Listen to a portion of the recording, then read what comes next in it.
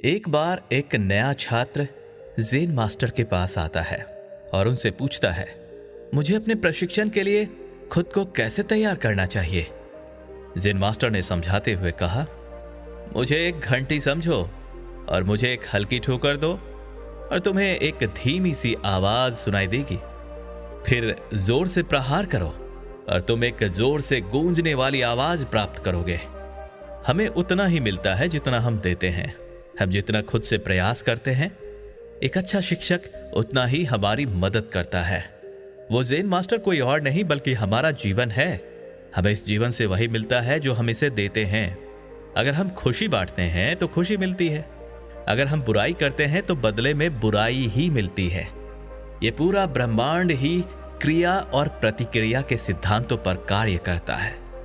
हम जितनी लगन और मेहनत के साथ किसी काम को करेंगे, हमें उसके उतने ही अच्छे और बड़े परिणाम मिलेंगे। और यही सिद्धांत हमारे शब्दों पर भी लागू होते हैं। ये ब्रह्मांड हमें सब कुछ वापस कर देता है। अगर आप इस ब्रह्मांड में अपने शब्दों की नकारात्मक ऊर्जा छोड़ेंगे कि मैं गरीब हूं, मैं कमजोर हूं, मैं परेशान हूं, मैं अशांत हूं, तो ये ब्रह्मांड आपको ये सारी चीजें वापस कर देगा।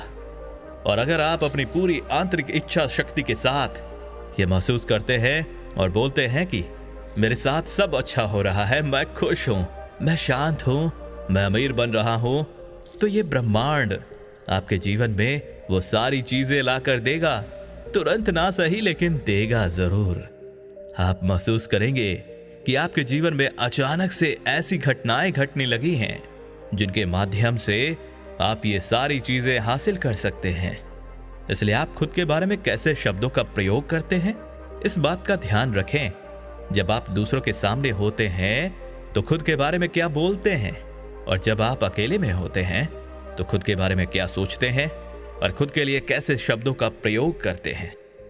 इस बात का ध्यान रखना जरूरी है, क्योंकि शब्दों की ऊर्जा में बहुत ताकत होती है और हम अनजाने में ही पूरे दिन खुद के बारे में नकारात्मक शब्दों का प्रयोग करते रहते हैं और ना चाहते हुए भी खुद के जीवन में नकारात्मक ऊर्जा को आकर्षित कर लेते हैं।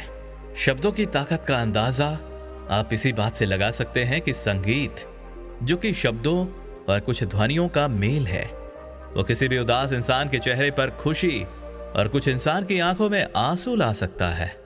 इसलिए शब्दों की ताकत को कम ना आके और कभी भी खुद के बारे में नकारात्मक और उदासीन शब्दों का प्रयोग ना करें।